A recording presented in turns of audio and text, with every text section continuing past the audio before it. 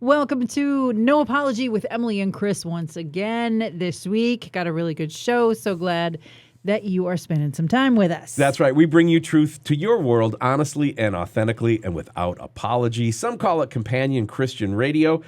We call it a talk show that's kind of a variety. You remember old variety shows? I do. I loved them. Yeah. I loved variety shows. Who was your They went away favorite? in the 70s. Yeah.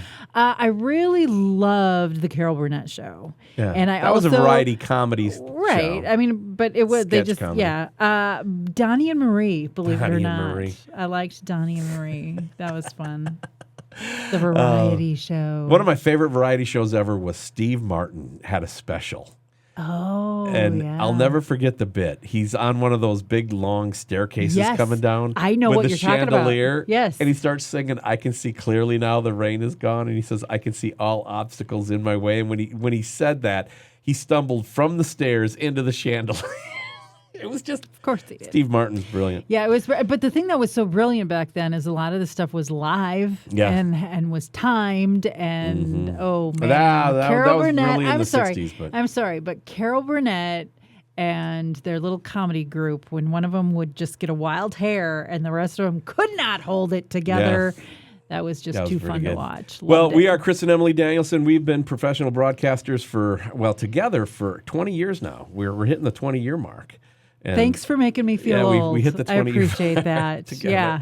We did over 3,500 shows, syndicated morning shows, talk shows in the afternoon. We've done a lot of different things together, but we want to just simply be about the gospel of Jesus Christ. And so, Emilee, you've had your granny rants. Yes. We've had global news with Christian views. Yes. And we're kind of still putting all of that together. Where do we land today? Well, I almost feel like if we're a variety show, like you say, maybe you should have a little song and dance in there at some point. Yeah. Should we put that in there? Yes. I don't know.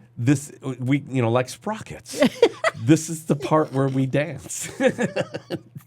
Half our Yeah. audience ain't gonna even understand. Okay, that. so here's the Obscure deal. reference from Mike Myers. Years Let's ago. just dig. Let's just dig right into "Salvaged by God" today. Sure. All right. Let's All do right. that. We have a very special guest that's going to be joining us. Mike Shaw's going to be with us in just a minute. And he's not even the special guest. No, he's not. He's not. But Salvaged by God is my teaching platform, and we post YouTubes, and they get, I don't know, 4, 7, 8 views. And no one. And we post them on an audio where it used to be Bible Idiots. And they get, I don't know, 20 to 100 listens. So we keep doing it. And here's the thing that's the coolest about the Salvaged by God. And this is like the Salvaged by God deep dive portion of the program. Yeah. The coolest thing for me, Emilee, Yeah. is that people grow in their faith off the teachings that God has me do. To me, that's still astonishing. And do you want to know what the secret is? What's the secret? The secret is all I try to do when I write my messages is write what God's helping me learn. Yeah. What it's like, as we call it, like trying to be a sheep chef. Feed the sheep the best food in America. Okay, you're not actually a chef cooking sheep. You're a chef cooking for sheep. Yes. Okay, Yes. that's a sheep chef. Yes, a sheep. Way to take my little idea and trounce all over it. I'm glad for that. No, the kitschy little thing that we say that I think is fun. Okay. At least, I like it. I'm sure other You're people like it. kitschy. I'll give you that. Oh, that pastor, he's so corny about his stuff. No, is that we want to give the very best food to the sheep that they can so that they're the healthiest they can be for such a time as this. So that's what I do. My job is to pastor Fresh Encounter Church. Fresh Encounter Church is my goal. And so those messages go on Salvaged by God. Now, I have been studying the Revolutionary War since we met. Is Which that was fair to say? shortly after the Revolutionary War. Yeah. It's been a while. No. Yeah, right after I got yeah, Van you're kind of Buren a- reelected. Yeah, then, you're kind of a buff. Yeah. You've turned into a history buff, particularly the war. Yeah. My post-high school education is very eclectic, okay? It is. It's kind of weird. But had I wanted to continue on to be a doctorate candidate for a doctorate degree, Dr. Danielson, you have to write a thesis. So A thesis? a thesis. You're ruining my mojo, Okay. by the way. I promise you, I'm Yeah. going to sit here like a very good If I wasn't a girl. volunteer, I would Tell quit me- recording right now. Tell me But about your thesis. the thesis I would write, because I mean, anybody who's ever done master degree level studies, you think about it. It crosses your mind. Even educators, because a lot of them aren't really worried about education, they're more worried about the bottom line of the university. They will push this on you. Like this is something that anybody would really want to be a doctor, be a doctrinal candidate. I knew that my thesis would be about how Christians and the gospel of Jesus Christ was a major part of the founding of America. Yeah. We were the founding fathers believed they were looking for the coming of Jesus Christ on these shores.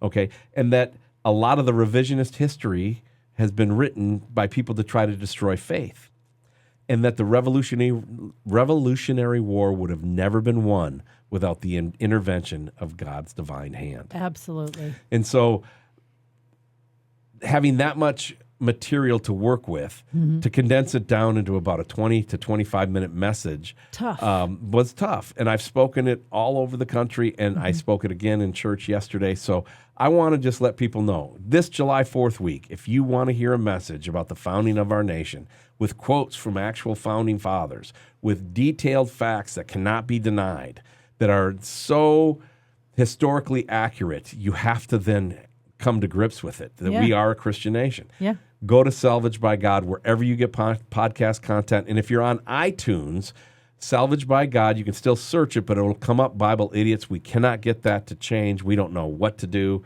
to get that to change to this so that you can Maybe you you can could have write that. a thesis on that. You had a thesis that you were talking about, and you were talking about wanting to do some founding July 4th trivia. And so if we're going to do that, we got to bring Mike Shaw in, don't you think? Absolutely. Let's do it. Hey, Mike, what's happening? Hey, how's it going? Not special guest, Mike joins us. Yeah, Right. Mike's not our special guest. No. So the whole iTunes thing and the Bible Idiot's still there, and that's my job, and I haven't been able to solve it. I have an answer, but it's not a good one. We can delete everything and That's start not a good over. one. No. Right. But we lose the audience that we've accumulated, so it's not a good solution. No. That's 32 subscribers, and I don't know how to get I know. those We couldn't back. get them back. How did I we wish get them back? I was joking. Oh, my goodness. I wish he's got more subscribers. No, 32. That's the other thing, That's it. You're saying only 100 or so would listen to it on iTunes. That's a lot of people, dude. Think about would I go to a church? Would I go be a guest speaker That's for the thing. 50 We people? can't even Of get course. like you would. 3 Of people to course. come Yeah. over to our house. right. Well, that's because of our dogs and your attitude, but that's a whole nother We story. can barely get 3 or 4 people on this show. Come on. I mean, on the show. On the show. Yeah. All right, Emilee, that was right. my Salvaged by God thing about July Yes. 4th. I think that I like that message because I know that I've worked on it for a long time. I've given it in many different versions, many different elements. I'd love to do the full 55-minute slideshow that I used to do. I think you should work on it. I think you should build that in your repertoire. I think I should not Building it. only should I go get all that stuff back together Yeah. again and do that presentation, but we should do it as a separate, not on a Sunday morning when I'm pastoring the church, but just as a separate thing and get it out there because it's that strong. Because it's built my faith up. And when I watch America, that's my motivation. When I see the flag waving, when the Olympics are coming, It's good. I go back to that all the time in my head that it was Christians. Well, it was the Great Awakenings. yeah. It was all that stuff. Amen, It's brother. huge. Preach It it. is a huge history that like you can't just sum it up. Yeah. You know what I mean? Because it's far reaching.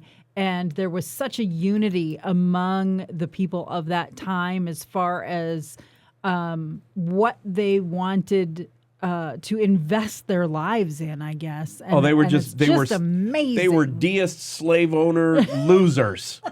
No, they were Christians who many of the founding fathers who signed the Declaration of Independence were actually proactive towards the abolition movement. Just saying. Absolutely. They were just of the mindset that, hey, we're not going to divide ourselves over, those trivial doctrinal things.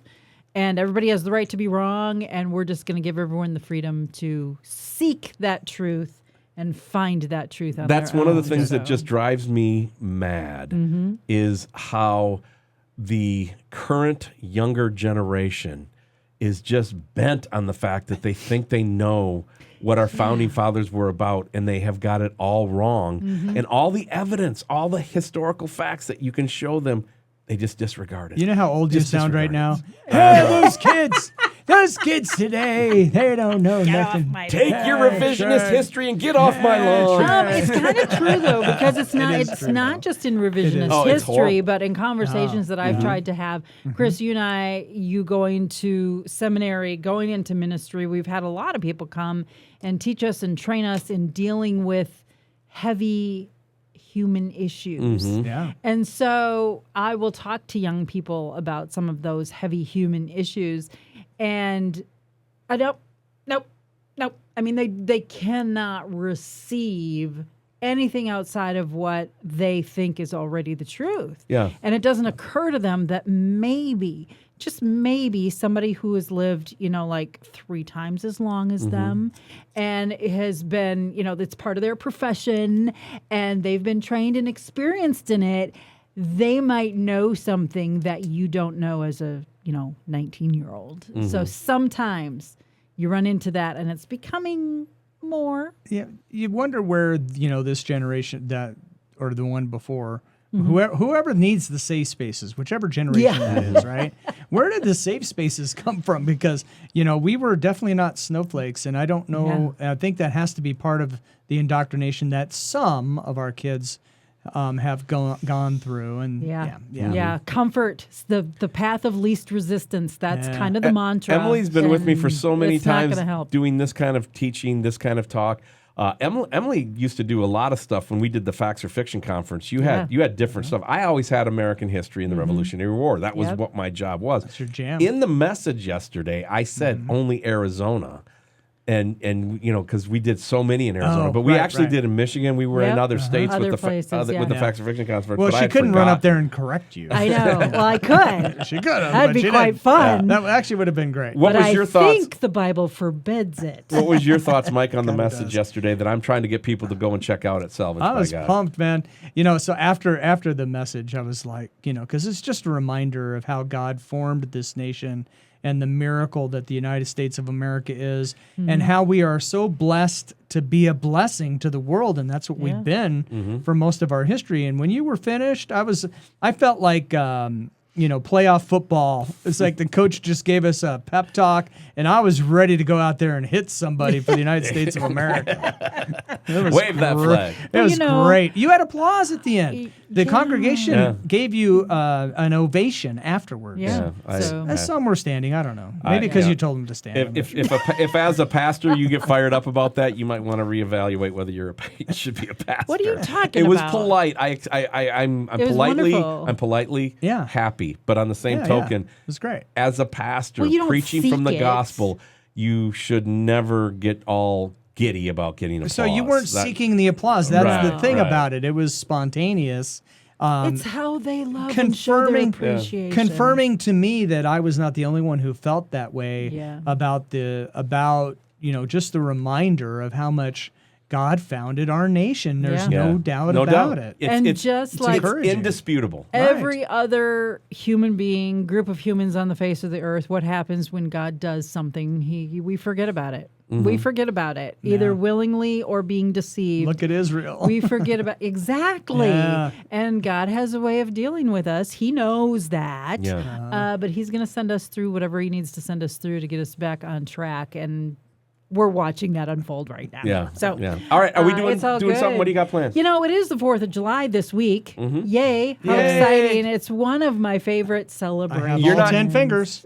Hey, there was a big survey check out next week. There was a big survey in a national publication, and Yeah. you're not going to hear about it because it got spanked so hard that they took it down. What? There was a push for about 10 minutes in our country in the last couple weeks Okay. to ask people would they like to change from July 4th to Juneteenth. Oh, yeah, I've heard Eliminate some of that. July 4th and make our national holiday Juneteenth. That's so dumb. And the yes, let's do it, and no, let's not. yes, let's do it, got 1%. Good. And no, let's not, got 99. Have you seen, like, hey, let's take a survey? Here's the that thing. outrageous? You don't have a Juneteenth without a 4th of July. That's right. That's a fact, That's Jack. right. And here's the other so, thing. Juneteenth Got her is, fired up? Juneteenth is great. I know, right? But don't replace the 4th of July. Yeah. Let's have both. Yeah, why? Yeah, exactly. And so I'm all for the Juneteenth thing. Is a very important thing. I mean, we had slavery down in Texas that they didn't know it had ended until, I don't even remember what the guy's name, went down and said, hey, no more slavery. Hey, you know, like the first that's a big thing. The first Republican president has freed the slaves. There you go. Yeah, I just thought I'd throw that in. Yeah. It's a great thing to acknowledge and remember. Yeah. There's lots of stuff in our history to acknowledge and remember, but all those things don't happen without July 4th. And so, in all of my years in Texas, Juneteenth has been a state holiday there for decades. Yep, it has. And it's a big deal, and it's a lot of fun. Because it happened, in Texas. Yeah.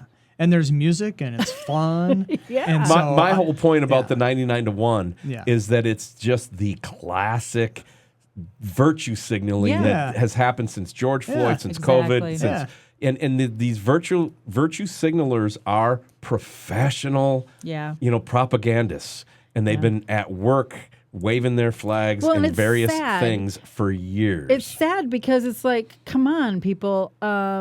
We had African American or blacks or whatever you want fighting in these wars. Oh, yeah. So it's not like any of this disregards that.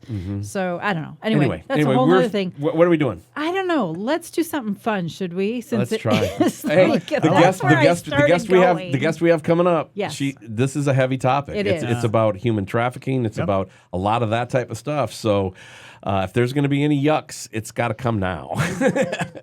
Yeah, thank you. Okay, so that's later. Yeah. I don't even know how to start after that. All right. Independence Day. Independence Day. Independence Day is so fun. I love this holiday. It's kind of morphed over the years. And so I found little bits of trivia that I wanted to ask you guys. Play a little true and false here. Oh, it's true and false. True and false. And then we'll play right on, way off. Okay. Oh, okay. So this is not right on, way off. This is true and false. This is not right pregame. on. It's Pregame. well, you know how every holiday I kind of like to bring a little semblance of the history of it. You do great on And that. I think for the most part, I hope people understand why we're celebrating it. Well, Chris is going to nail these. I'm going to, hopefully I don't struggle. That would be Okay. embarrassing. Watch I don't get a single thing right. Here's what I'm going to do. I've been thinking about this too, because I realized that when it comes to like right on, way off, you guys feed off each other. Yeah. So I'm going to make little sign paddles that you guys are just going to, I'm going to ask the question, and then you're both going to hold up your little paddles, and it's either going to say right on or way off. And then you get the don't get to explanation. cover, I and see. then we'll Yeah. get the explanation from you. Because if Mike So- goes right on, I'll go way off for ratio theta. I know, That's true. right? That's happening. If it's possible. It's happened. Well, I thought you were going to put us in sound booths. Oh, yeah. Where you can't I'm hear each other's tempted. answer. I'm tempted if y'all can't straighten up. This show Or we needs a have- bigger or budget. no, we have to provide a written response prior to broadcast. Yeah. I'll grade your thesis. Oh, yeah. All right, Nice. let's go to American history. I know, Chris, that you love it a lot. I don't think you're going to have an edge here, though. Just a few questions. First question, true or false? We'll go with you first, Chris. Okay. Independence Day was always and has always been celebrated on July 4th. Is that true or is that false?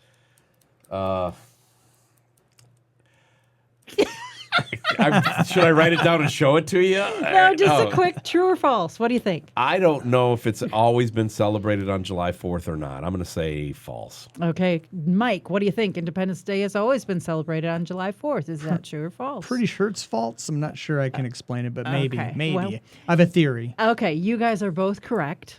What's your theory, Mike? Well, I think because the Continental Congress that assembled, the Declaration of Independence and all of that. See, I'm mixing my things up, but I think it started on the 2nd. Are you smarter than a fifth grader? They took the vote You're on correct. the 2nd. They Yep. signed it Yeah. on the 4th. Right. Yep, And exactly. the signing So became the thing. Yes. Right. So it started. So I got the second part right. Okay. Okay. So, July 2nd. Chris, do you have any, or you just don't know? Don't know what. When we celebrated before we made it the 4th? Why you say that's false?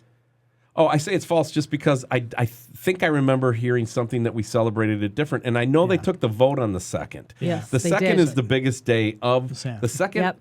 of July, 1776 is the greatest day in this country's history. It is. And then they signed on the 4th. And Exactly.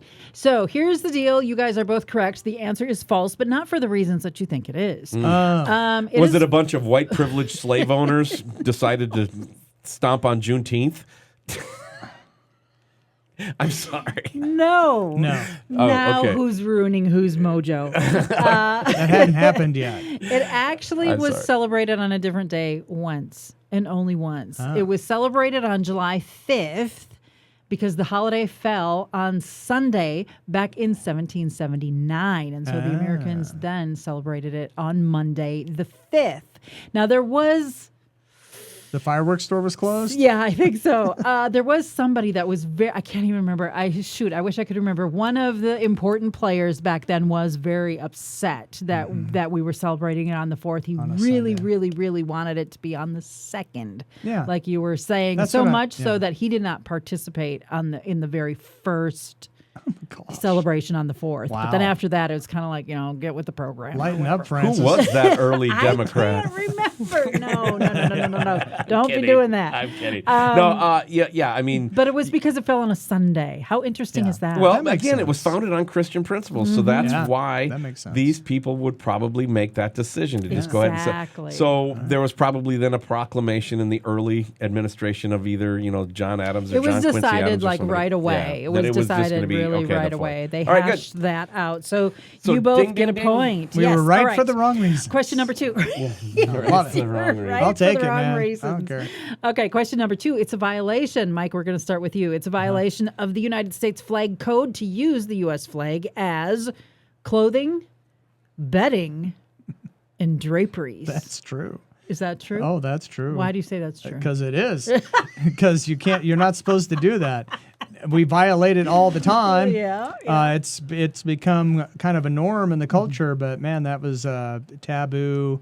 Even when I was a kid, I remember people making a big deal out of that when it was on your shirt or it was something. it was a yeah. Barney Miller episode. Oh, wow. It was a Barney Miller episode. The criminal was How we wearing learn stuff as kids. the Barney the kid. Yeah. Well, I used to. I thought you were going to say Blues Clues. But Well, When that's television was actually that's good and after taught my you time. something. Yeah. Yeah, but I mean, Barney Miller, the guy that they threw in the jail, he was wearing the U.S. flag as pants or something. And Oh, okay. they were all upset. Well, Jehoiates was not having it. All right. Yeah. Very good. Chris, what do you think? Is that true or false? I don't know how you phrased the question, but It is a violation of U.S. United that's States true. flag code to use Yeah. the U.S. flag as clothing, yeah, I mean, bedding, or drapery. you can't allow drapes and then demand that the guy has to have the flag lit, and you can't have it touch the ground, and you have to have certain ways to dispose of it.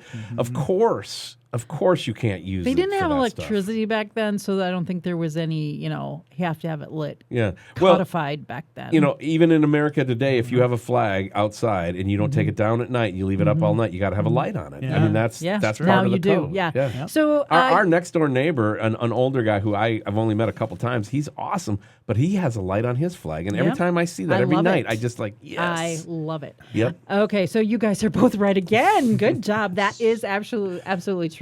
And it really goes back to you got to think about in the pioneer days and in those early American historical days, fabric was not always easy to come by. And so it would have been very tempting for them recycle. to recycle, reuse. But they said when it comes to the American flag, absolutely not. That's a whole different thing. Unfortunately, since then, we have made it completely legal to burn it. So whatever. All They right, made that here we go. legal now? I don't know. Is it legal? I thought, thought it was. that was an still expression. illegal. It's a It's free. expression It's an of expression of free speech, speech, yeah. to burn any flag you like. Yep. I don't disagree with. But Just don't have them pants.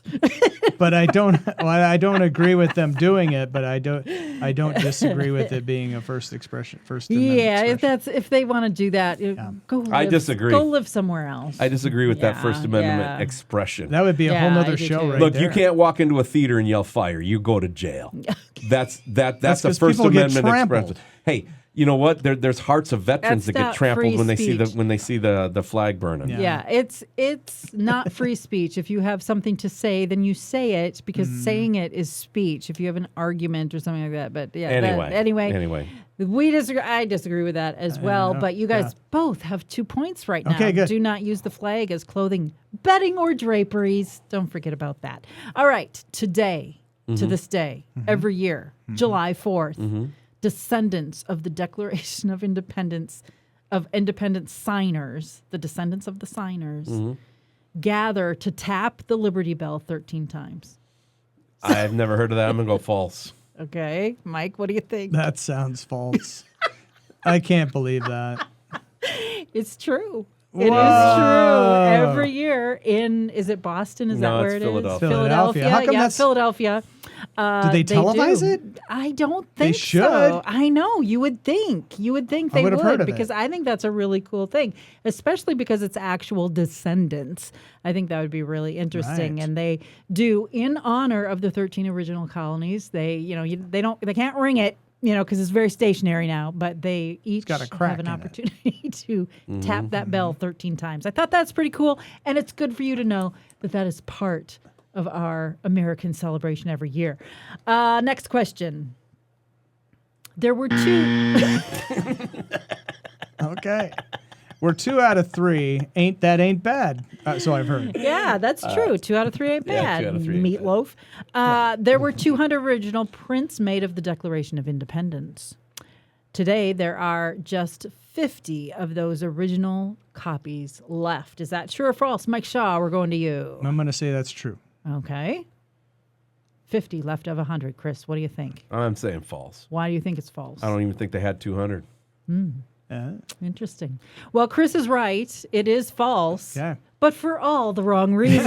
I just thought he was trying to get one up on me. Which he did. Yeah, there you go. Yeah. He did get one up on you. Yep. There were originally 200 prints made of the document, but today there are only 26 of them left. So a very, very few of them. So now the printing press has been around for a couple hundred years by the time this is going on. 1700s, wasn't Yeah, it? right. The original, the original one that was signed, not the copies. Right. There's only one original.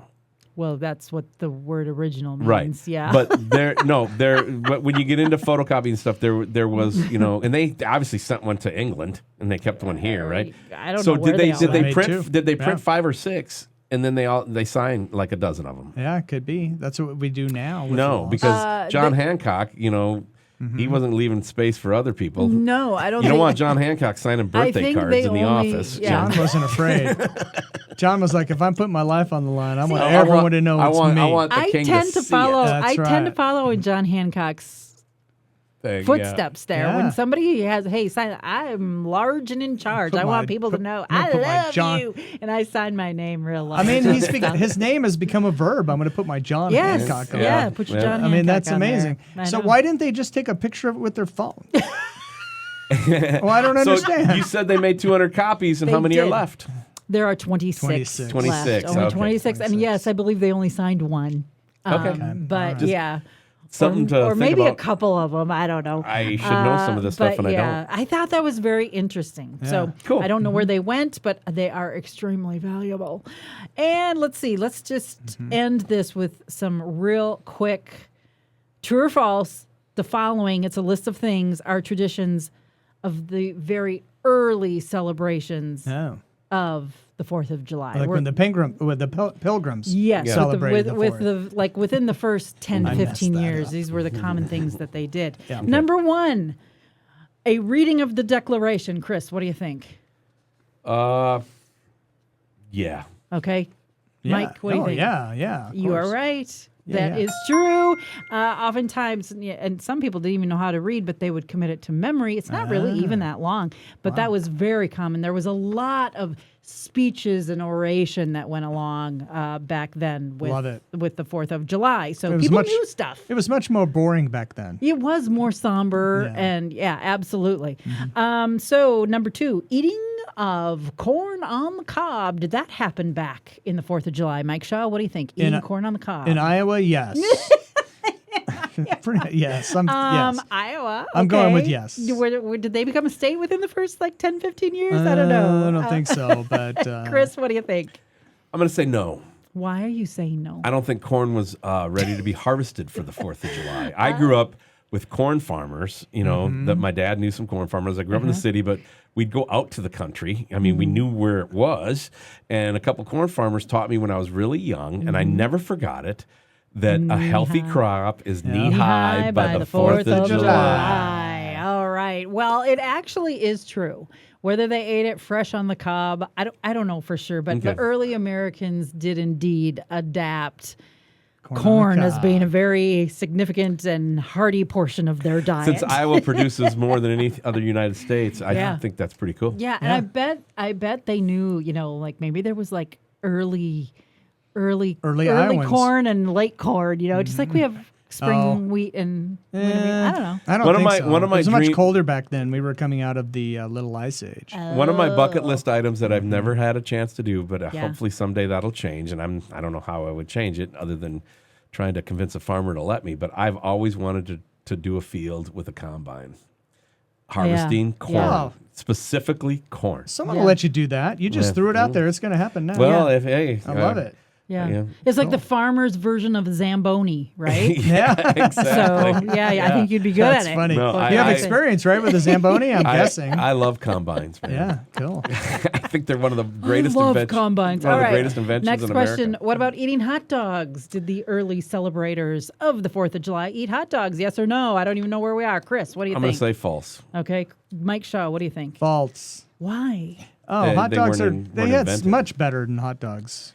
Hot dogs weren't invented until like the 1800s. It's- Wow. hot dogs are like snouts and Yeah, entrails, it came right? from Germany with the sausages. You are so smart, Chris. In fact, Laura Ingalls Wilder writes that in her book that at one of the 4th of July celebrations. Oh no, that's something different. That's something different. Have I told you this story? But yeah, it was not until the late 1800s that the hot dogs were indeed Yeah, invented. there you Yes. And so Yeah, they just didn't- like they didn't eat even- peanut butter sandwiches back right, then and either. it didn't really 'cause even peanut butter didn't exist. It wasn't even known as an American food for a long time till later. It was till a later. German food. Yeah, exactly. So And once we got to processing pork in a more advanced way, Italian as well. scoop it right into the hot dog vat. Yeah. That's right. How they were. Any intestine filled with scraps Yeah. would do. What can you say? Okay, the firing of muskets and cannons and fireworks. Was that part of the early celebrations? Mike Shaw, what do you think? Yes. Yes? All right. True. What do you think, Chris? Yeah. Okay. How about music and dancing? Chris, what do you think? Yep. Okay, Mike? Yes. No. What? These were Puritans, people. Oh, that's right. That's right. Yeah, but were they Baptists? It wasn't like a big old Love So Actually did they shoot their scene. guns and cannons? They did. But they Okay. did not have the They didn't dancing. dance? They did. No, you can't have dancing. They No didn't music have. either. They didn't have Goodness. the music and dancing quite yet. How about horse races, Mike? What do you think, Yeah, sure. Chris? I think horse racing started in the 1800s too, like official horse racing. Okay. I think it was just like, But I don't know. I'll race you to the got fence two, Yeah, post. you got two guys, and there's an animal that can run. I'm Yeah. pretty sure I'll race you to my the fence horse could post. beat your horse. I mean, we can't dance, so we might as well do something. there'll be no dancing on the 4th of That's July. right. So how about I race you? You can't dance with like another when you woman, say but horse you can racing dance part with- of the 4th of July, I'm going to say no, false. Okay, that is actually true. Yeah, okay. They did a lot of that. So feats of strength. That's what men do, I gotta right? give myself the buzzer. Okay, drinking lemonade. They had lemonade. Chris, what do you think? Did they have that? I think so. Okay, Mike, what do you think? I don't think so. It did not. They did not have that. Lemons were not real For me, accessible for back Mike- then. Right. And it was not until the 1800s, and this is where I kind of screwed up earlier. Laura Ingalls Wilder writes about it in her book that during a 4th of July celebration, they had a lemonade stand, and people were standing in line so that they could get a once-in-a-lifetime taste of this very amazing. rare nectar. So when I was in 4th grade, we had an author come and speak, and Yeah. he said, "Hey, how many of you girls have read Laura Ingalls Wilder, The Little House on the Prairie?" My hand shot up in the air because I didn't hear him say girls, and everyone was laughing at me because I read all those books back then. It was hilarious. Anyway, sorry. I had to tell that story. I'm so glad you shared that You're with welcome. us. I knew you'd like that. That's All of our hilarious. really embarrassing moments never go away. No matter how old we are, we that's- still remember them. And we do learn Right. to laugh at them. Especially, so my manhood was called into question. Yeah. Because I read Little House on the Prairie. that would have been what, back in the 60s, 70s? Oh my gosh, 70s. Yeah. And those Yeah. were great books. They are. In fact, I still have a set from your mom, actually, Chris. I have Yeah. Yeah. We have an whole original set. We have of the like 4 or Luring 5 Wilders different books. collectible book type stuff. Yeah, do you That's one remember of them. when the Little House on the Prairie came out on television? Yeah. And it was huge. I mean, everybody watched it. They did a good It job, was too. such a different time. They did do a really good The job. book's always better, but they did a decent and job. yeah, and we would play that. We would pretend that we were in Pa's wagon, we were in the neighbor's van, and somebody was Carrie and somebody was Mom and Pa and all that. It was very, very pretty fun. But then as I got older, me and my dad would look for the Check. historical inaccuracies. And Yeah. that was always fun Yeah. too. Yeah. They didn't TV have show. bales back When then. I was doing comedy, when I first started doing comedy in the clubs way back in the day, I mean, when I was barely even old enough to even be in there, Yeah. I worked with a couple impressionists, and I love people who can do impressions. And there's only one impression I've ever been able to do, and with my beard and mustache, I don't know if I can pull it off. But you eating a peanut butter no, sandwich? no, it's Michael Landon smiling. Really? Oh. Yeah. You Well, wanna there's see no it? noise in that. I know, Okay, let's but this is my impression of let's see Michael. it. You ready? For all these people watching on video, this is your prize for watching. This Let's is see. Michael Landon. Every smile you ever see him. Okay. It's right here. You ready? Yep. That's it. I didn't hear laughter. I don't know. I don't have a monitor. That was I'll- kind of creepy. I'll see it I later. gotta You watch. All you see is him with his two lips just kind of his pursed together thin with lips just his, together, Yeah, and yeah. he just kind of has a little upturn here, and that's it. That's yeah, Michael it wasn't Landon always a smiling. big toothy smile. no. Yeah. Okay, the very Anyway. last one. Very last It got one. laughs back in the day. Anyway, Yeah. It's the beard. It was a different time. We were all glued to the radio then. yeah. I'm sorry, audio listeners. Sorry for that, and video watchers. I'm also sorry. That was Really just sorry. terrible. We might want to put a disclaimer at the front of this Yes, show. yes, I don't know. for sure. Okay, Anyway. the very last one, as you remember, we're talking about actual celebrations that people did For reals. early on in the 4th of July celebrations. The last one is they would have mock funerals for King George III. Is that right on or is that way off? Mike Shaw, what do you Is that think? right on or way Better- off, or are we true Or, or I false? mean, I'm sorry, We're true still or true or false? That True or better false? be true. That's so fun. Okay, Chris, what do you think? I believe in the hijinks of the colonists. I'm going. I'm going right. Yes. I'm going like true. Mike said, they couldn't dance. So you can't dance. they did. They Yeah, had they had mock mock funerals. funerals Yeah, for that King sounds- George III. And it wasn't like necessarily to be that mean. It was just we are no longer. They were mocking yeah, him. You're Yeah. dead to us. Yeah, you're dead to mocking us. him. You're dead to us. And his death. Not necessarily hoping he would die. no. No. We, Maybe. anyway. Who knows? A little This good was, mockery. this was the comedy of the They colonies. were the Puritans. A little good mockery never hurt anyone. I wouldn't even mind, reviving that tradition, so to speak. I think that would be fun. Mock funerals for King George III. All right, let's move on. I to, wouldn't. Yeah. I wouldn't mock funeral King George. There's a few I would. Yeah. Some of them are alive today. Make it more modern.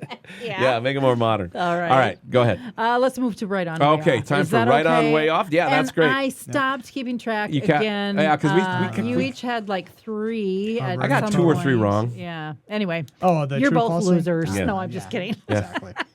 Well, the All right. prize package is really something to behold. So It is. winner. I mean, bragging rights on No Apology with Emilee and Chris. That's huge. I get the orange highlighter of victory. Whoa. Thank you. I'll have to try harder. We'll make it Yeah. a 4th of July celebration.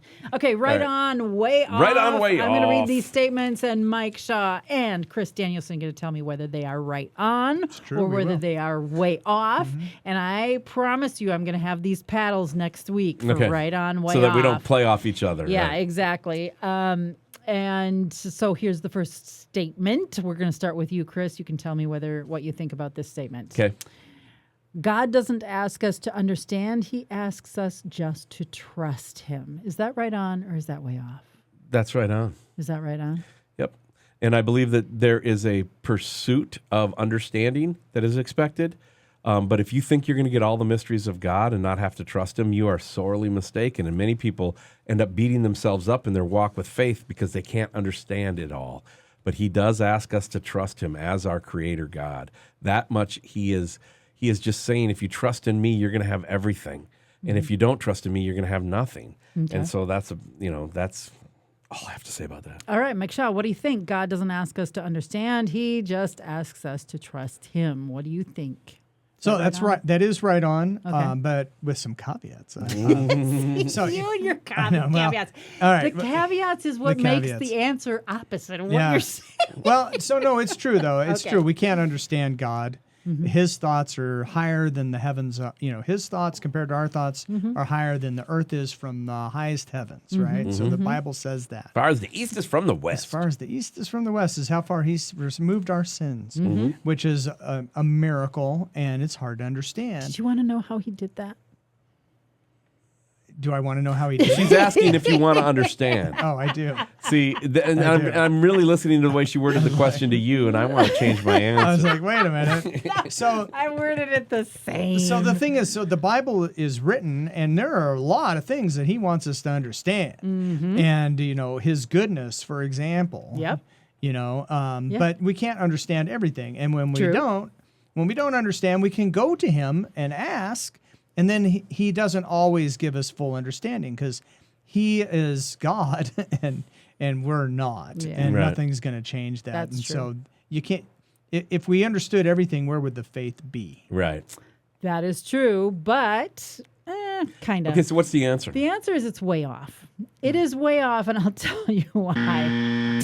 God does ask us to understand things. In fact, throughout the Old Testament, he tells us to know or to understand this, and then he'll tell us something. And so that happens 247 times in the Old Testament.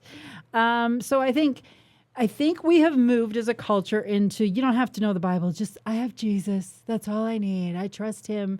And it's become more of a wishful thinking, more of a mystical, I don't need to understand anything. And then we wonder why people are biblically illiterate Okay. and falling for false Christs and false doctrine. I looked at it as an either or, and then when I heard you repeat the same question exactly the same to Mike Shaw, it clicked with me. Yeah. And so that's why I said Well, it. and But so all what right, you're we're saying good. is when people say God works in mysterious ways, no, he does not. He's tells God. us He's what going to he's do doing. what right. He wants gonna to do what's be right. known. He Yeah. really truly does. And so I think about scriptures throughout Old and New Testament that says, study to show thyself approved. He wants us to do that. It says, for the Lord gives wisdom. From his mouth come knowledge and understanding. So if you have knowledge and you have understanding, you know what that tells me?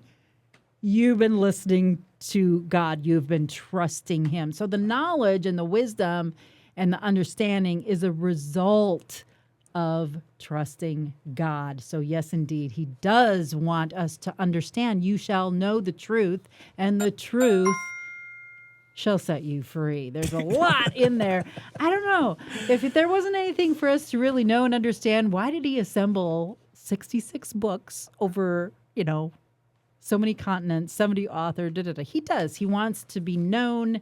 So that's kind of way off. That's a popular meme that I've been seeing passed around. Do you understand what I'm saying, or are you confused? No, Okay. I get it. I'm sad I didn't get a chance to change my answer because I knew where you were going after you got going. I get what you're saying. I We thought it weren't was an wrong. either or. Because there's so many people that I have spoken with, who I've read, who've sat in my office, and we've talked. And sometimes the challenge of having to understand everything on a intellectual basis.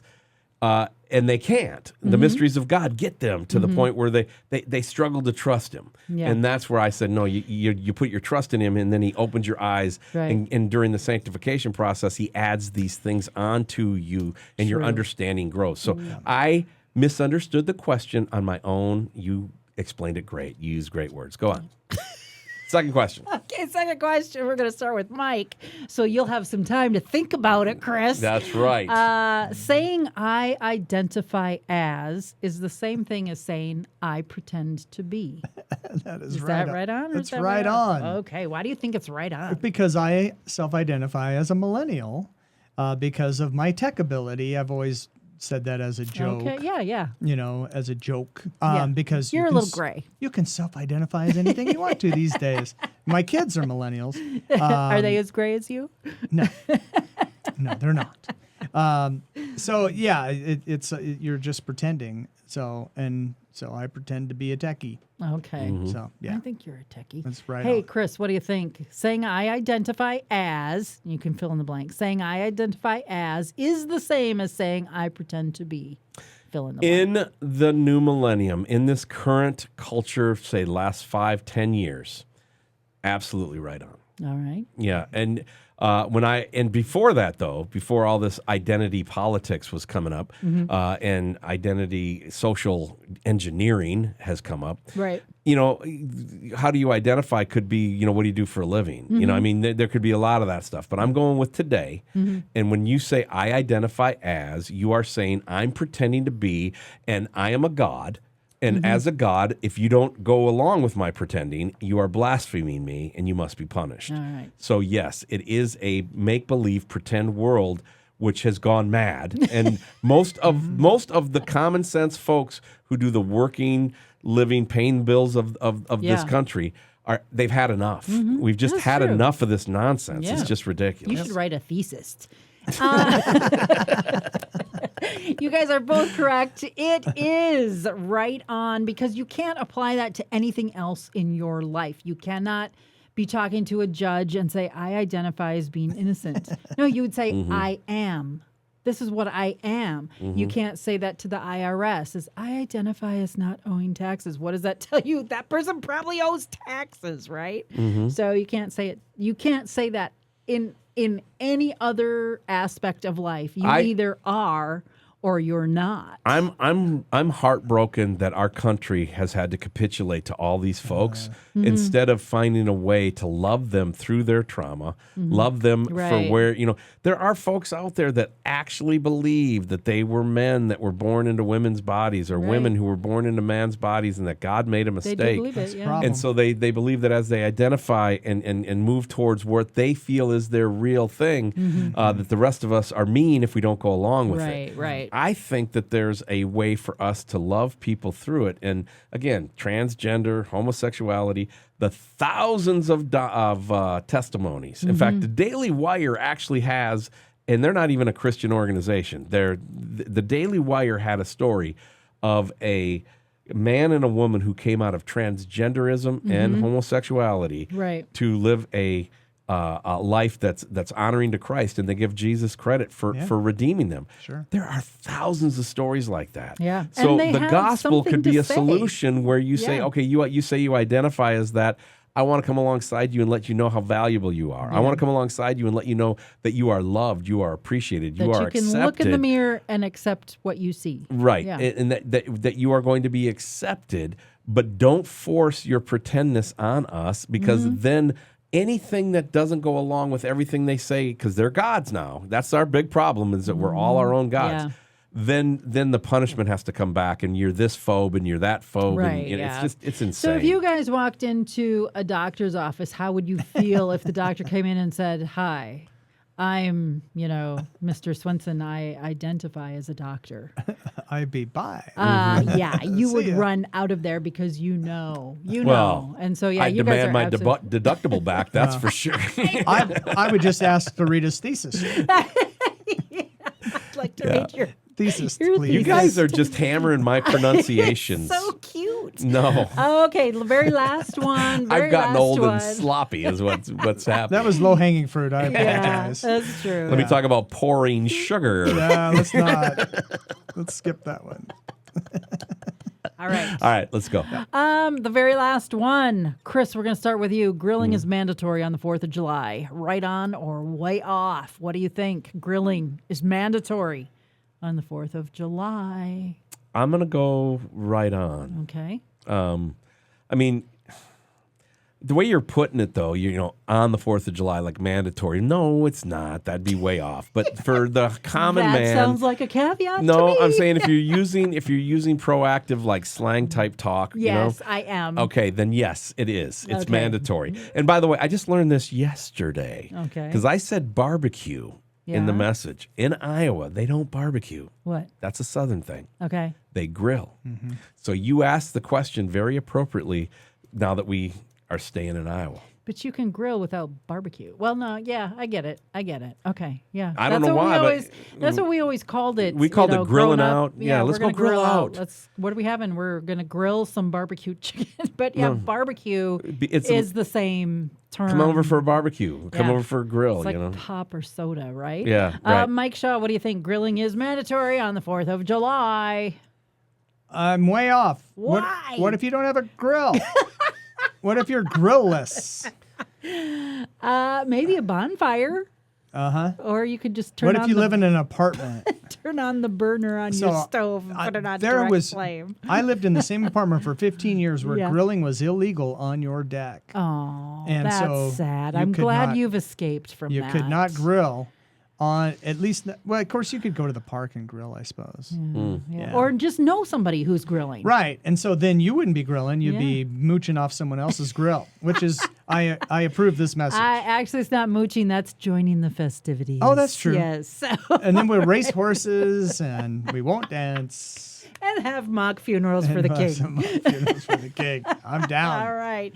That does it. How Well, many did you guys get right? I don't even remember. Not Gosh. sure. This is so terrible. Well, we have a guest that has arrived. Oh, okay. We better not delay. Yes, we can't delay. No. And this guest has arrived. And Mike, we want you in on this with Yeah, us. And appreciate this that. is going to be a very cool interview. So you're going to go down the hall with your iPad and come in on the interview out. cam because we have a 3 microphone. Yeah, we have a 3 microphone studio. Is all we Yes. have. Right. And her name is Alisha Owen, Mm-hmm. and she has an incredible story. It's so big of a story, I don't even think we're going to be able to I cover don't think it. we can cover it But all. it's not about the story. Right. It's about human trafficking and what can Christians do, Yeah. what can churches do to help protect people and important. protect children, and I think it's going to be great. All right. We will be right back here with No Apology with Emilee and Chris.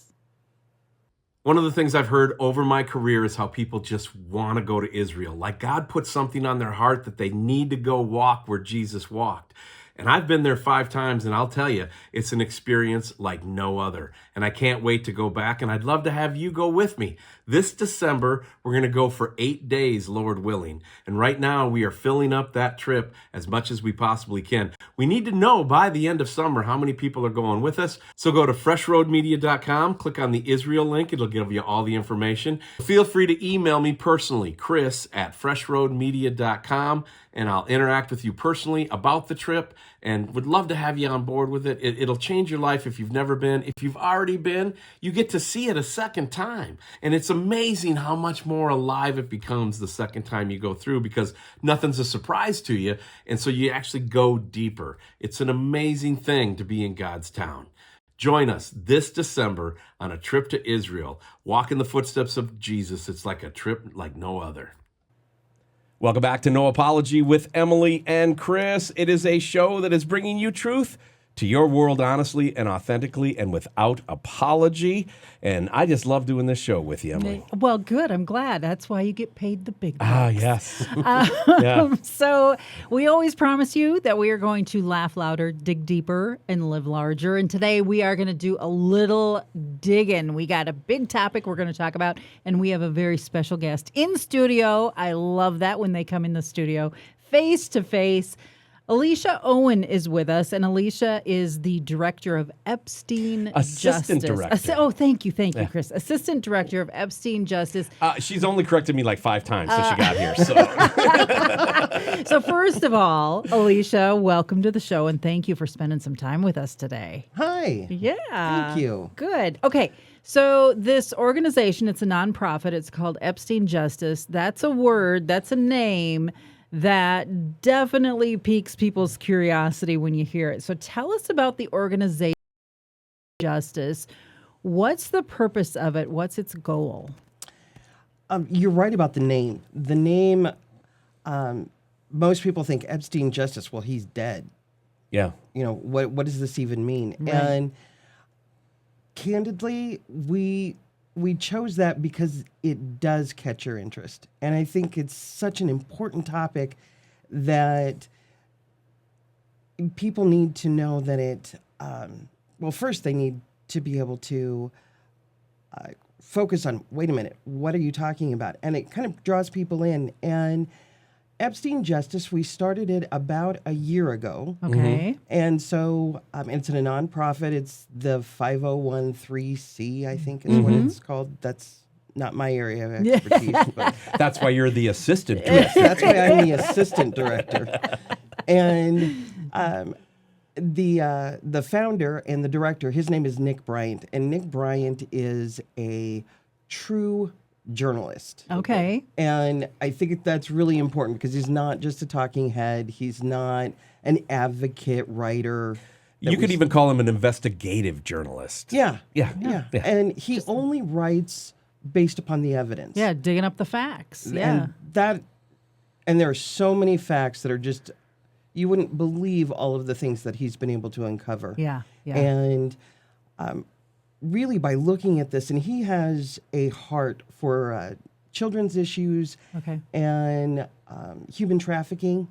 And he's been investigating human trafficking and child sexual abuse for like 25 years. Okay. And he actually started investigating Epstein back in 2007, Okay. 2008. And what's his angle What do you mean? when he's investigating people? What's his angle?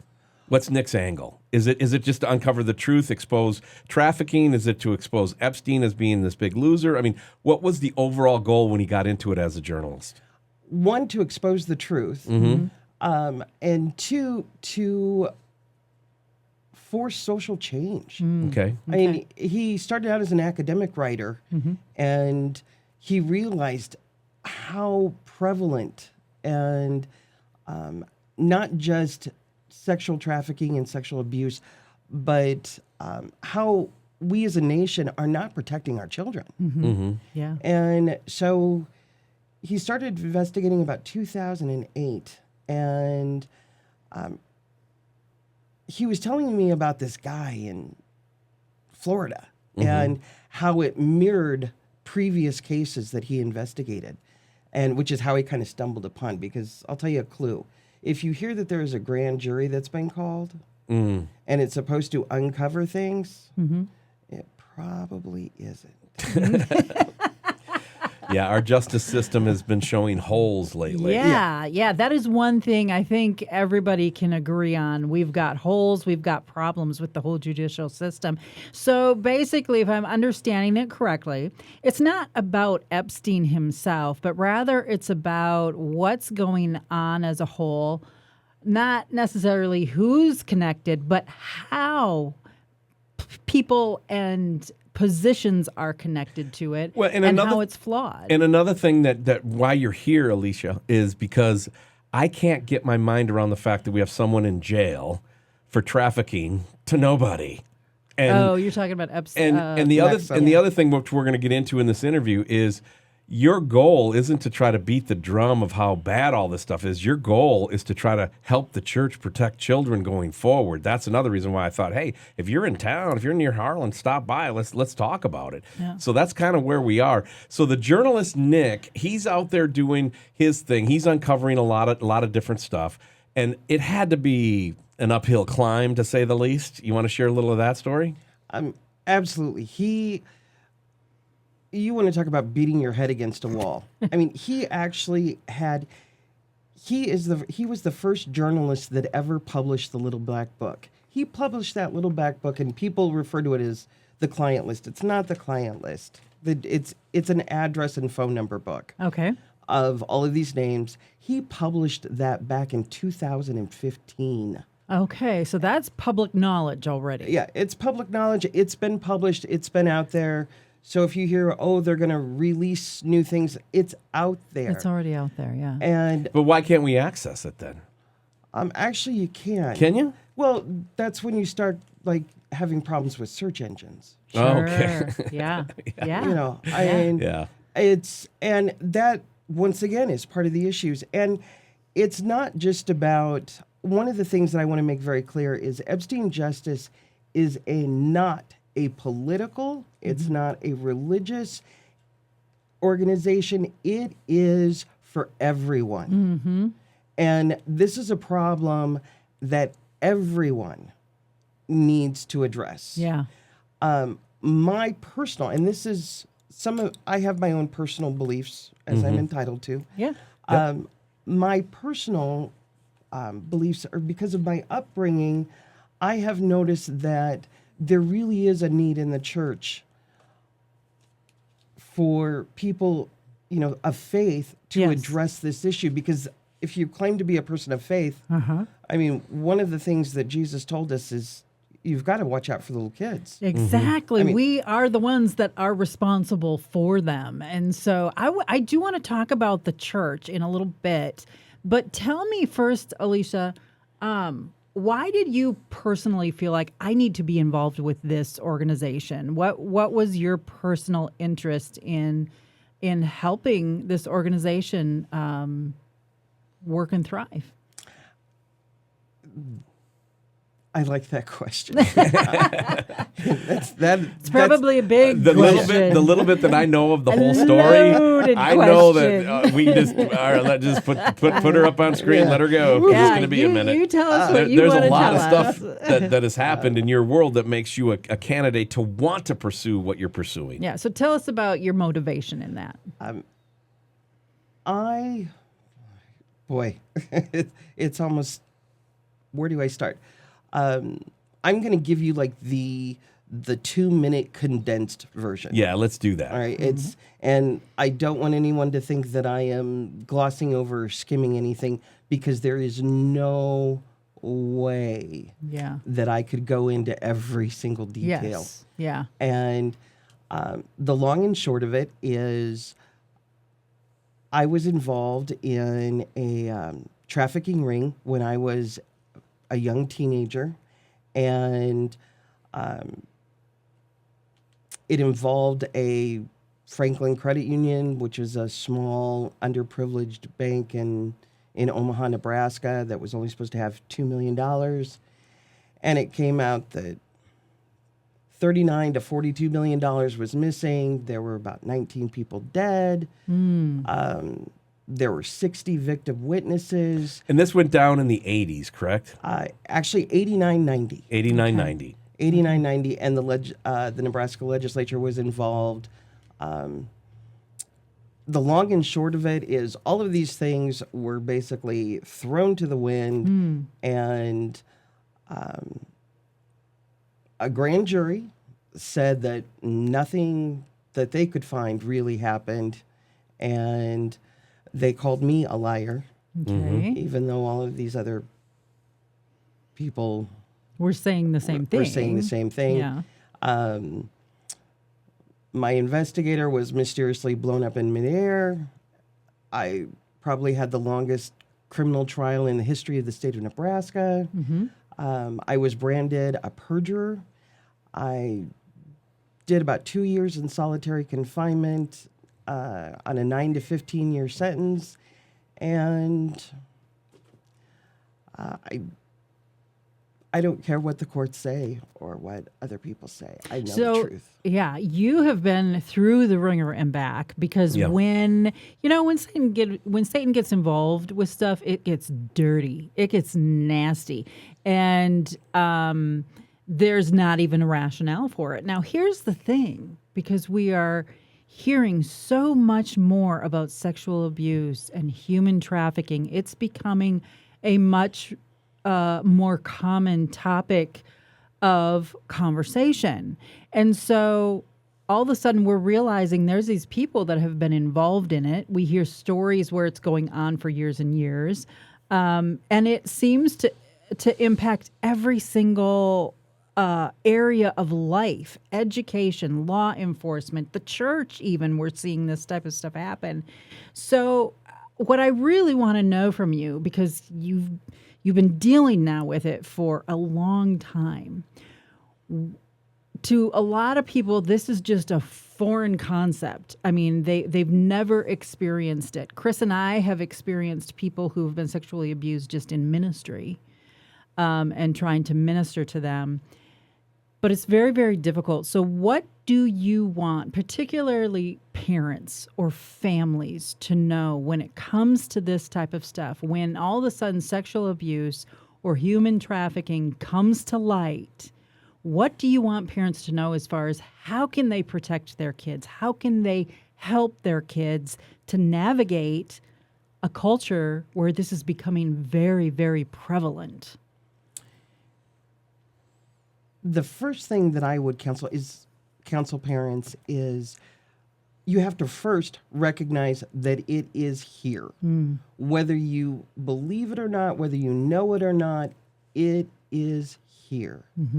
And so one, you have to acknowledge that fact, because if you don't acknowledge that there's a problem, then there's not a whole lot I can do to help you. Right. Yeah. First, you have to acknowledge that fact. And because, back when we were growing up, it was like the boogeyman's going to jump out of the bushes and snatch you and throw you in a van. Right. That's somebody really, offers you candy, run. Yeah. Stranger danger. Yeah. I mean, Yeah. that all came out of basically the Jacob Wetterling situation that happened in Minnesota. Yeah. That really was the first national missing child, and then we started having missing children on milk cartons all the time, and Yeah. all of those types of things. And in a minute, I want to get back and circle back to your legal issues, because your story is amazing on that. But really, your goal now as a Christian is to help the church protect children.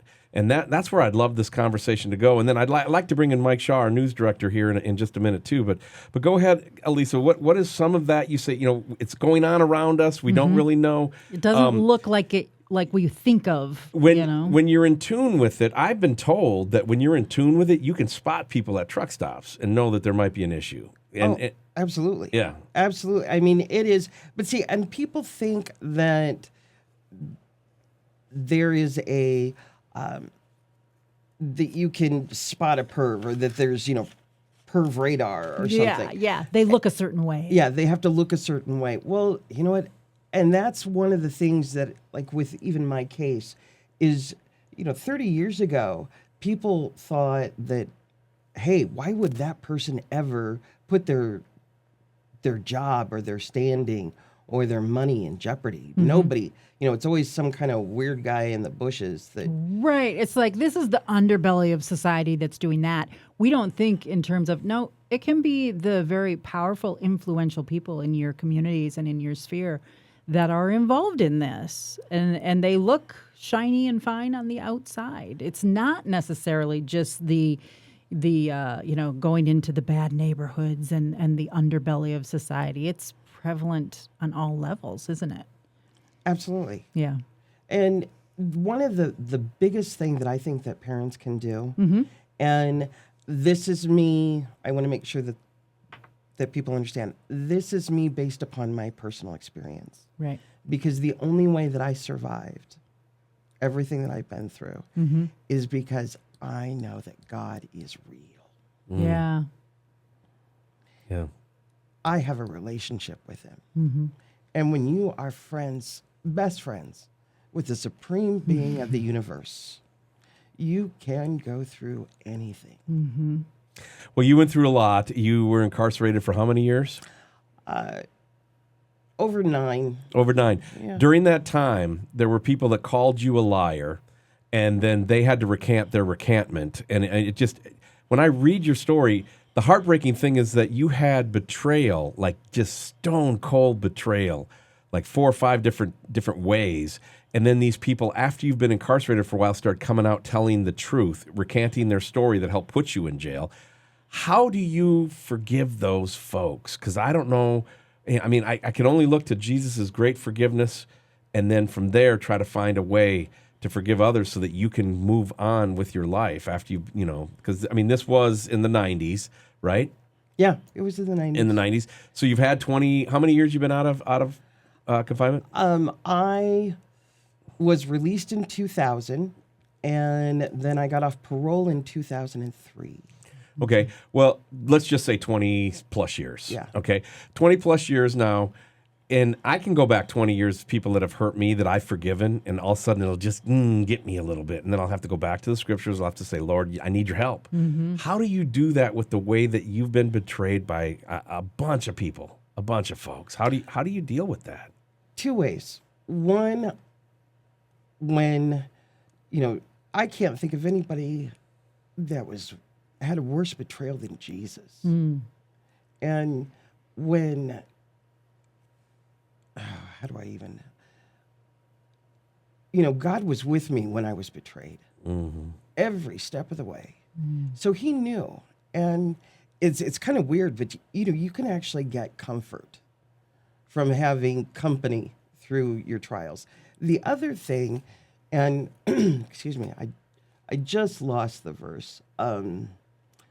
Okay, it's a verse that I'm the Bible idiot. I might be able to help. This is a job for Pastor Chris. Okay, it's the verse, because this really for me was key. Yeah. There is a verse that talks about you forgive others, and it isn't, forgive others because he first forgave you. It is in the New Testament, and it talks about forgiving others because that is the best thing for you to do. Yeah. And I was talking to actually my mother, and she explained to me, because there was one time where, and I think it was even before this happened, that I really had a hard time forgiving someone. And she went to the Bible and she showed me that verse. And in the Greek, when it talks about if you don't forgive others, in the Greek, what it meant was the torturers will come. It was like the word for torture. So that if you don't forgive, you're actually allowing yourself to be tortured.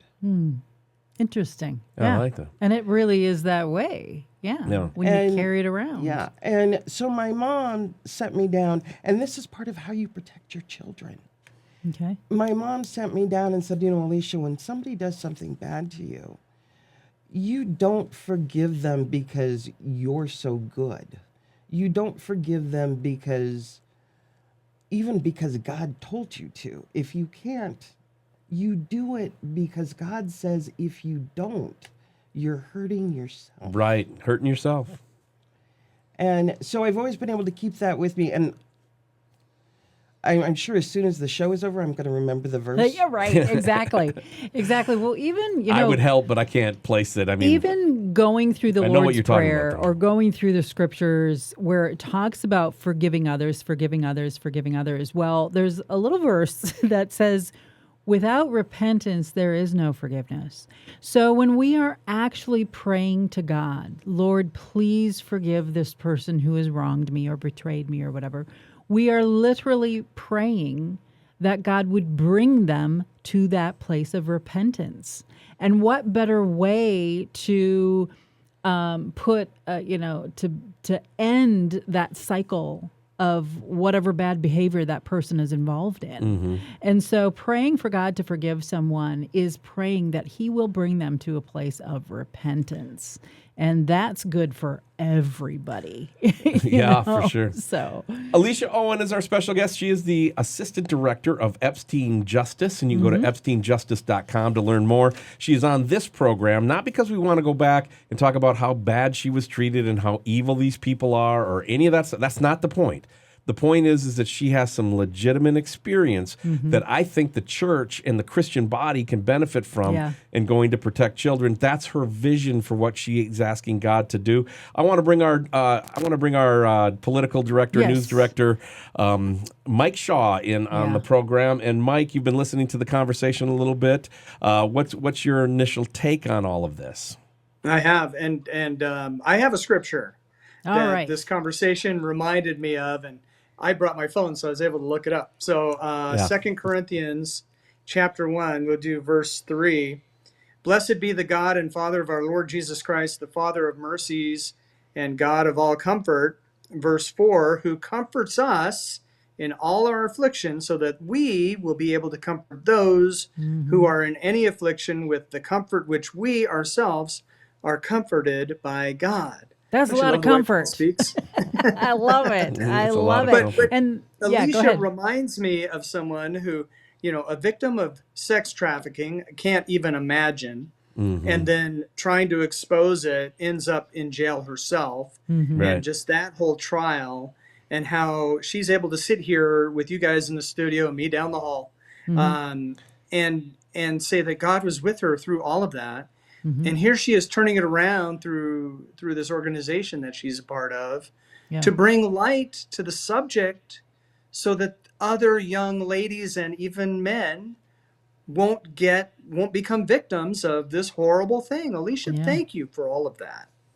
Well, no, thank you. And I really do appreciate that. That verse is really a basis of what, because you had, Emilee, you had asked about why did I get involved in Yeah. this?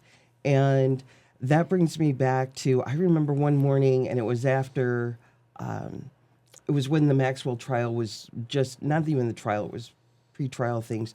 And they had some of Epstein's victims on like Good Morning America or some morning TV show. Okay. And one of the girls was talking and I was watching.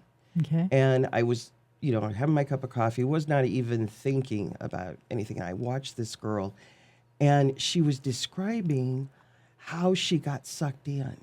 Okay. And, she skipped school and her whole, and then it becomes a blackmail thing. And a lot of this, people need to understand, really one of the whole basis of how people get away with this is there's a blackmail element, a shame element. And I was watching this poor girl, and I mean, I just was bawling. And I thought, that's exactly what happened to me. And then later on, I also realized, and people don't realize this, I believe that part of the healing process, or when you are to a point, the final healing, is being able to share and being able to bring awareness. That really is a huge part of the healing process. And one of the things that our government is doing is all of the Epstein victims have to sign an NDA, which means they don't get to share. No. And they're going to miss out on part of this process that is crucial to healing. It's also crucial to help others. And one of the reasons, so that's really what got me into this.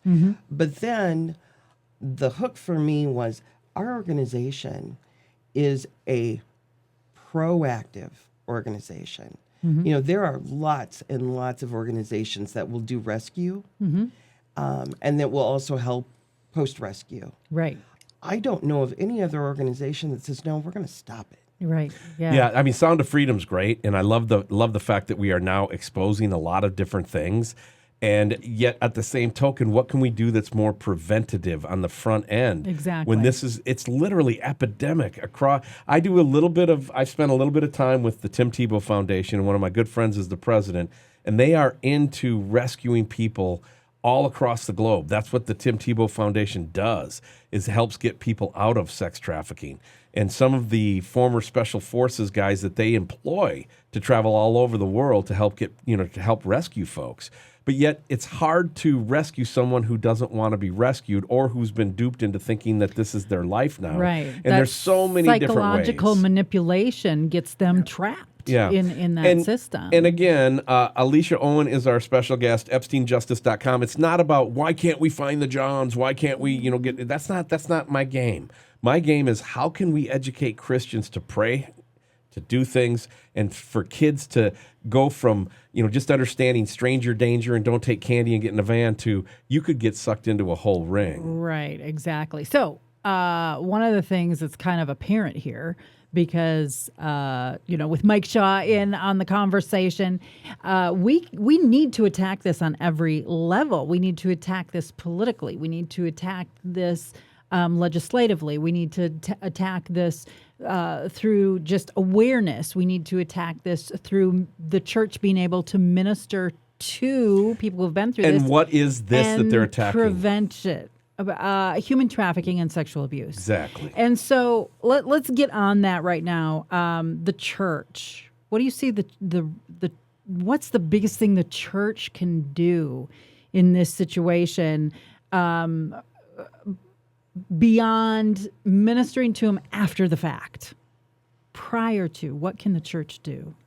The first step, and we have super simple goal. Our goal, our entire goal, is for Congress to create a Truth and Reconciliation Commission. Okay. Right.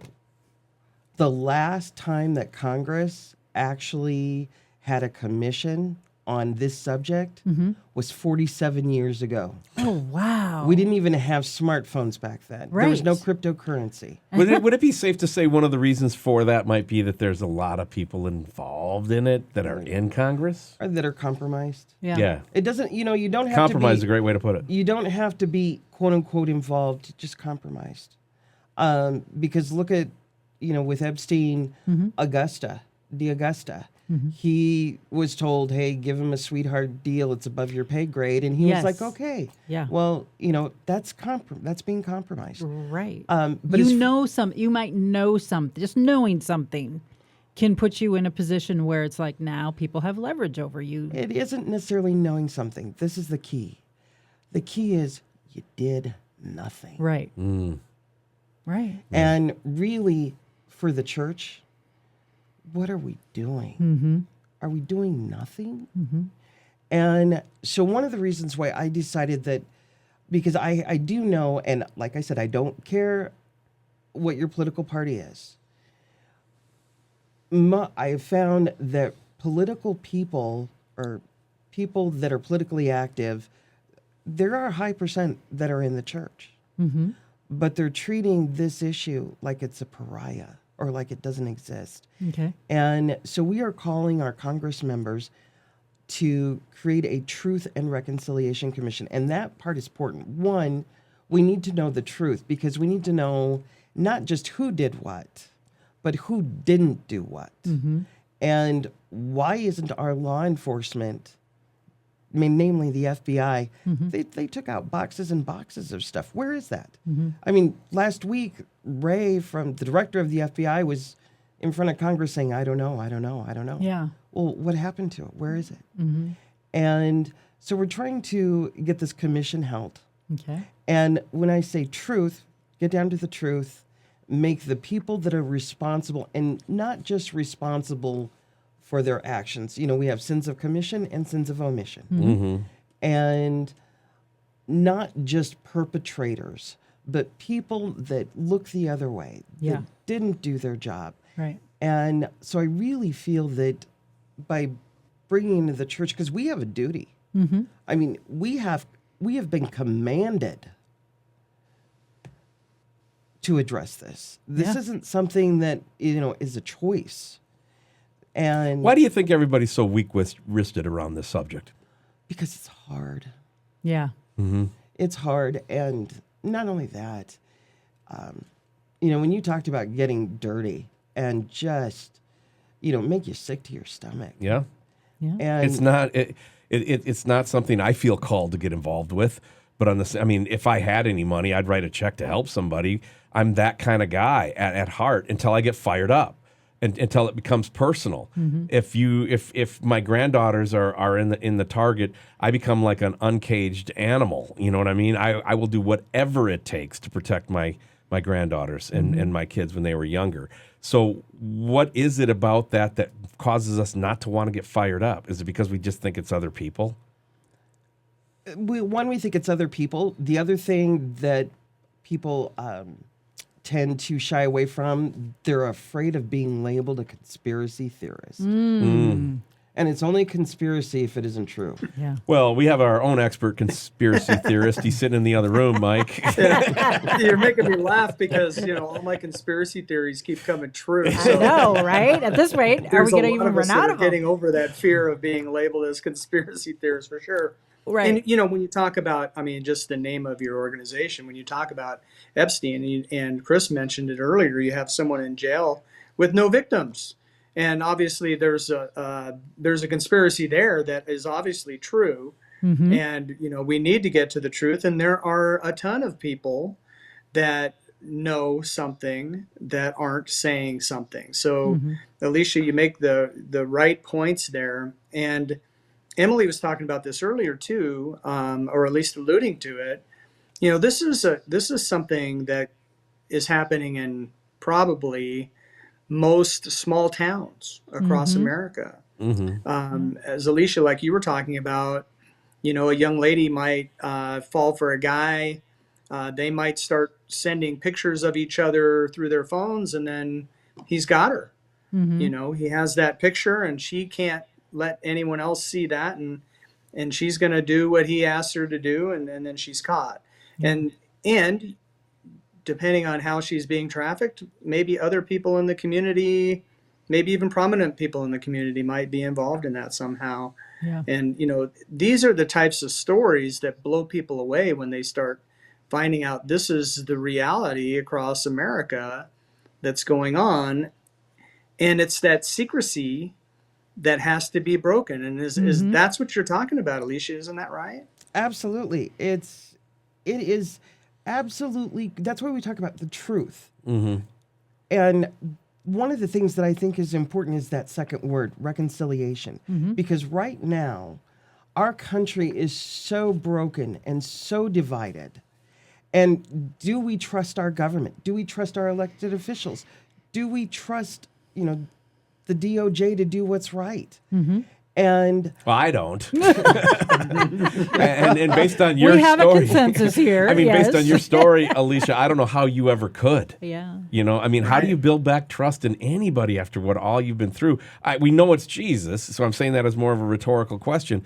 But it motivates you, and you've motivated us to want to see what we can do to protect children in this country. And there's got to be more the church can be doing, even though this is an uncomfortable topic.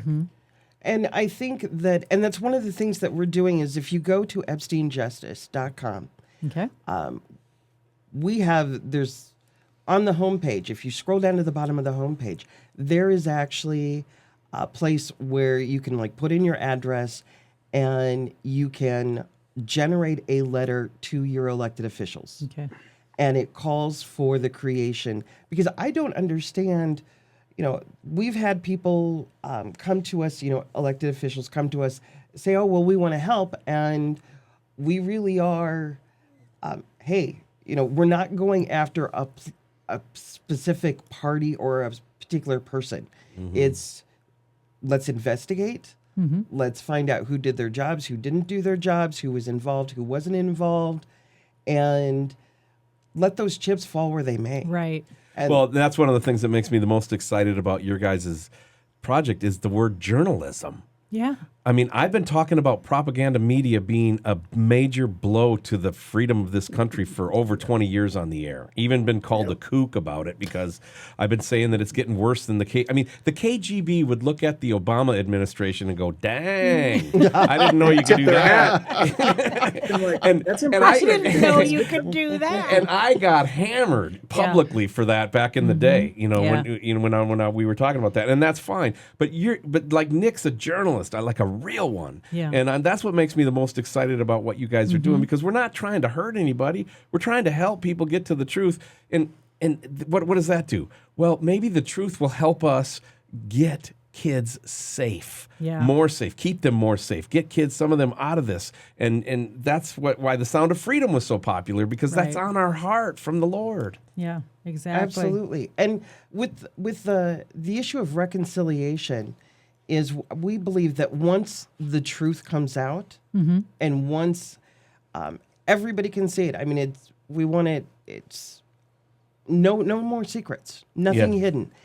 And in order to reconcile ourselves as a nation with that truth, that reconciliation will involve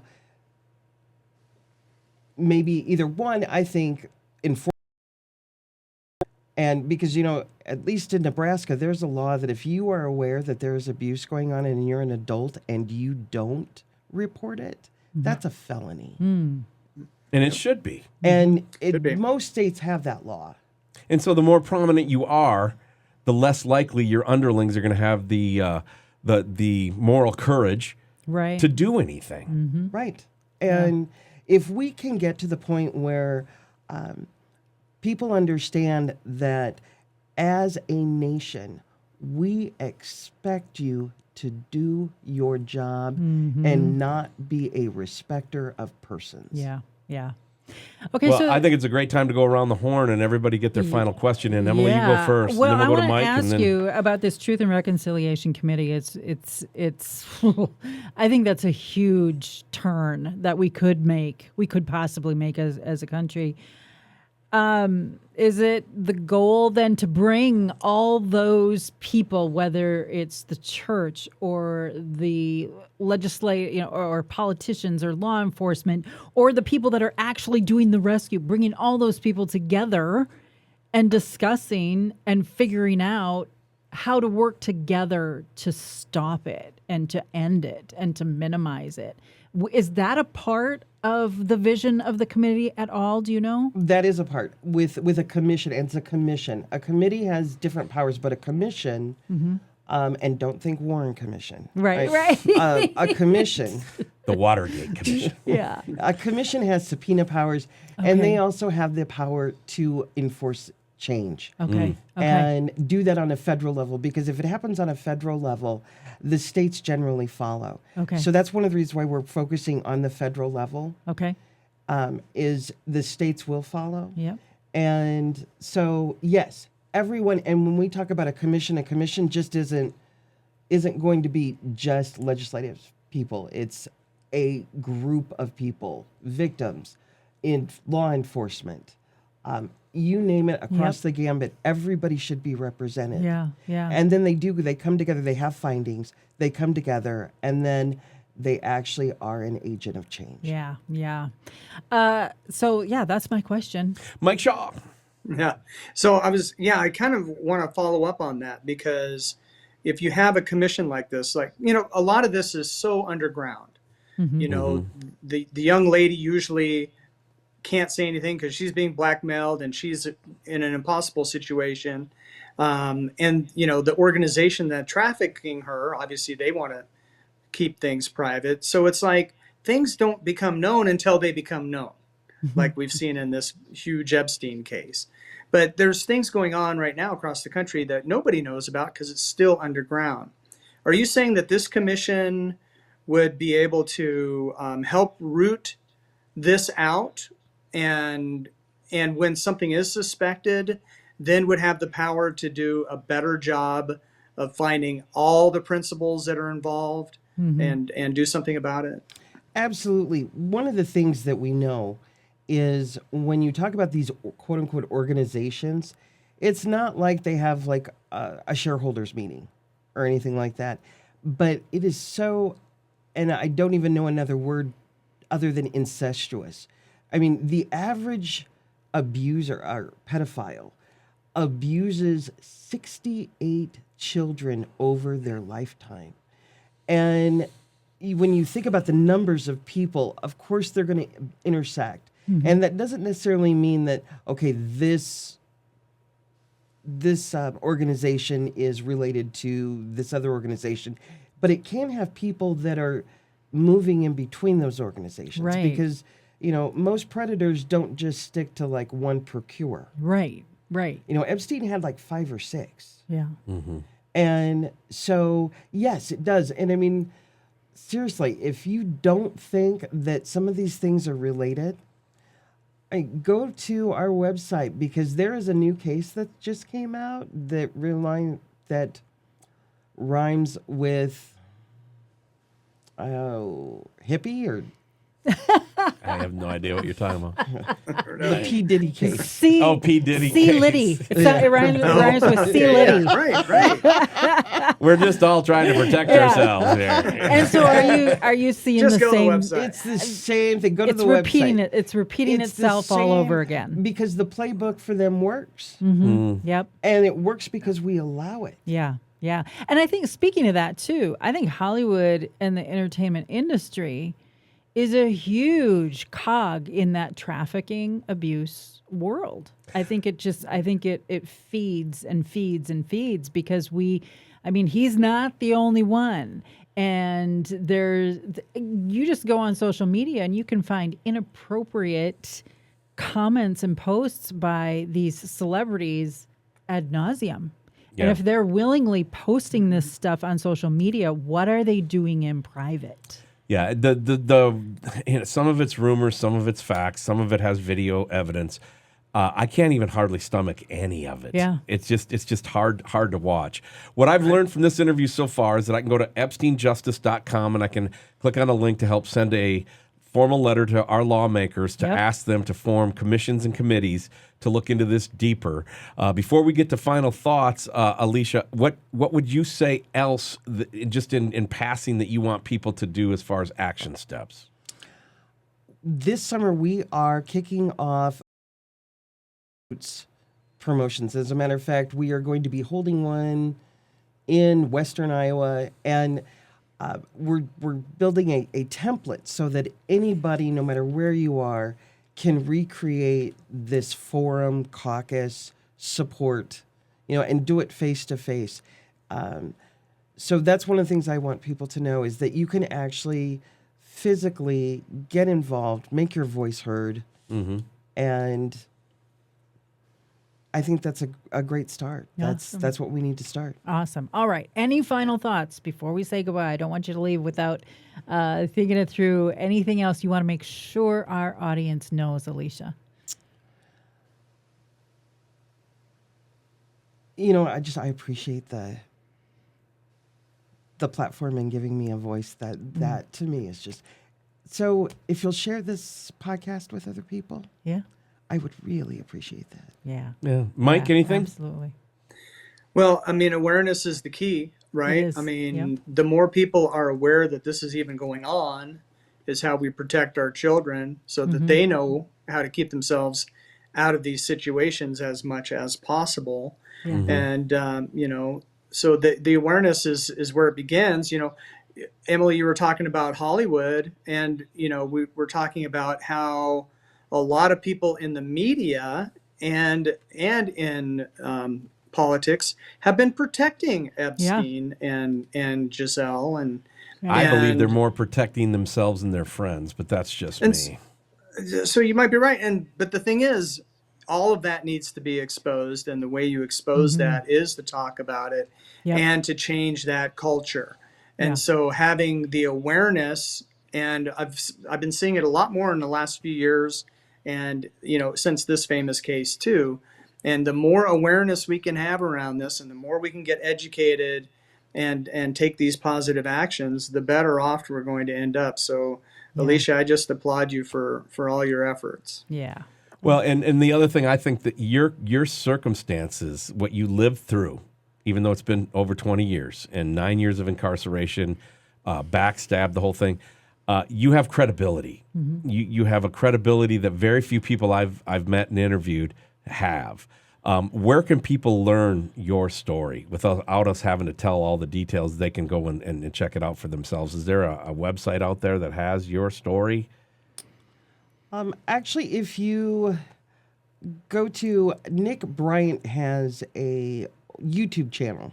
Okay. Which it's fabulous. It really is good. And it's more than just Epstein. It's more than just my case. It's a lot of stuff. And Nick, what's his name? Nick Bryant. Nick Bryant. Just spelled just the way it sounds. Exactly the way it sounds. He is the Director of Epstein Justice, and he has a YouTube channel, and you can surf his YouTube channel. There's several podcasts and programs and presentations on that. He wrote a book, which I think is, he triple corroborated everything. Yeah. So, and that's important to me is the facts. Yeah, this dude's a real journalist. I like listening, he's a powerhouse journalist. Yeah, I like listening to him because he does have that old school journalistic, here's the facts, ma'am. You know what I mean?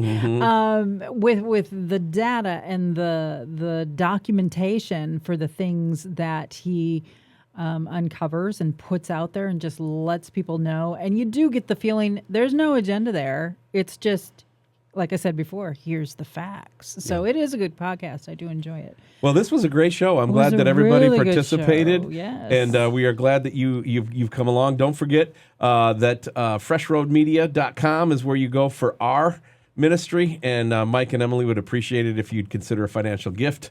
And Emilee, any final thoughts you want on the show today before we sign off? Yeah, I just want to really thank you so much, Alisha, for starting this, doing this. I mean, you've got a big personal investment here because you've quit your job. This is what you do now. This is the passion and the work that God has called you to, right? Absolutely. Yeah. So thank you so much for stepping out in faith, fighting the good fight. And we are praying for you. And I know that a lot of our listeners will be as well. And don't forget EpsteinJustice.com. That's where anyone can just go and find out everything they want to know about this new awareness that is being raised through this organization. So thank you so much for joining us. Well, and I can't thank you all three of you, for making this just a very enjoyable show today.